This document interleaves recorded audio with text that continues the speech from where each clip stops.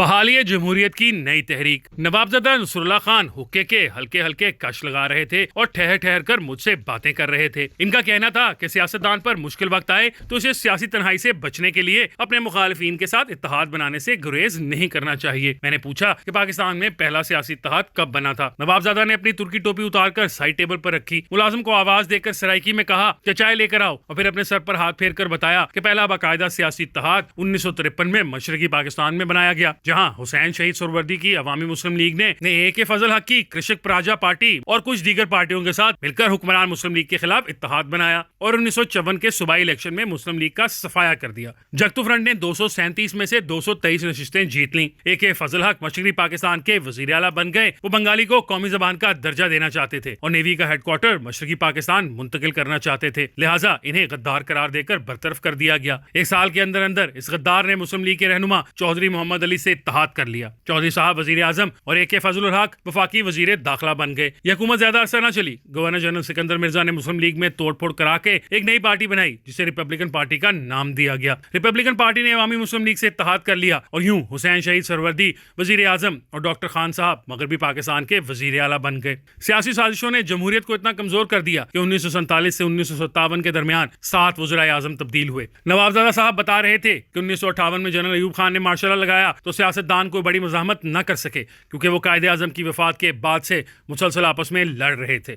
ایوب خان نے بڑے بڑے سیاستدانوں کو پکڑ کر جیل میں ڈال دیا اور کہا کہ جو سیاست سے دستبرداری کا اعلان کر دے گا اسے رہا کر دیا جائے گا اور جو سیاست نہیں چھوڑے گا وہ جیل کی ہوا کھائے گا۔ میاں ممتاز دولتانہ، ایوب کھوڑو اور خان عبدالقیوم خان نے رضاکارانہ طور پر 6 سال کے لیے سیاست چھوڑ دی۔ حسین شہید سہروردی نے سیاست چھوڑنے سے انکار کیا تو جیل میں ڈال دیے گئے۔ نوابزادہ صاحب نے حقے کا لمبا کش لگا کر بتایا کہ اس زمانے میں وہ بھی عوامی لیگ میں تھے اور ایوب خان کے خلاف سیاسی اتحاد بنانے کی کوشش میں تھے۔ ایوب خان کے خلاف پہلا اتحاد نیشنل ڈیموکریٹک فرنٹ کے نام سے بنا، پھر کمبائنڈ اپوزیشن پارٹی بنائی گئی، پھر پیپلز ڈیموکریٹک موومنٹ بنائی گئی اور آخر میں ڈیموکریٹک ایکشن کمیٹی بنائی گئی، جس میں نوابزادہ نصر اللہ خان، شیخ مجیب الرحمان، جماعت اسلامی، مولانا مفتی محمود، خان عبدالولی خان اور دیگر جماعتیں شامل تھیں۔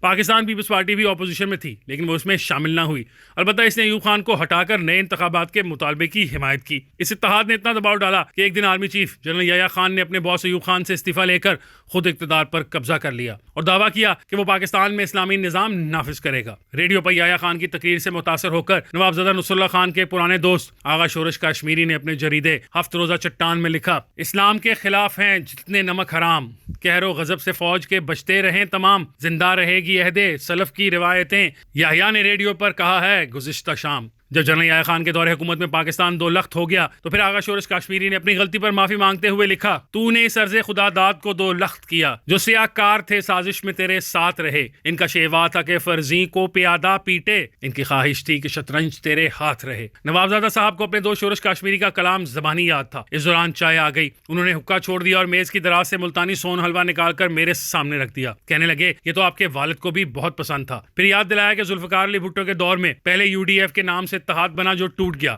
پھر PNA بنا جس نے تحریک نظام مصطفیٰ چلائی اور اسی تحریک کی آڑ میں جنرل ضیاء الحق نے ماشاء اللہ لگا دیا۔ جنرل ضیاء کو نکالنے کے لیے 1983 میں MRD بنی جس میں پیپلز پارٹی، ANP، JUI سمیت کئی جماعتوں کو نوابزادہ نصر اللہ نے اکٹھا کیا۔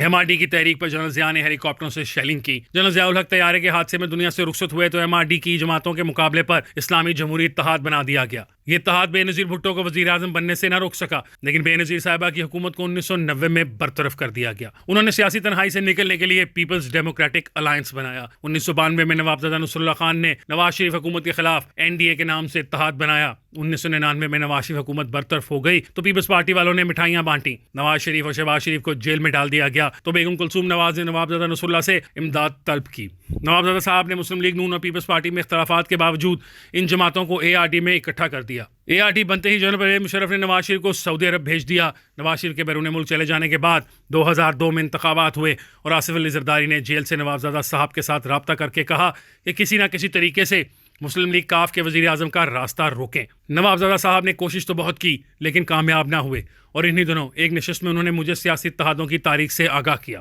2003 میں ان کی وفات کے بعد APDM بنی تھی جس میں مسلم لیگ نون، پیپلز پارٹی اور تحریک انصاف شامل تھیں۔ 2020 میں تحریک انصاف کی حکومت کے خلاف PDM بنی جس میں سے پیپلز پارٹی اور ANP نکل گئیں۔ اب یہ دونوں جماعتیں PDM کی اتحادی ہیں۔ آج تحریک انصاف مشکل میں ہے اور مجھے نوابزادہ صاحب کی وہ باتیں یاد آ رہی ہیں کہ سیاستدان مشکل میں ہو تو اسے سیاسی اتحاد بنانا چاہیے۔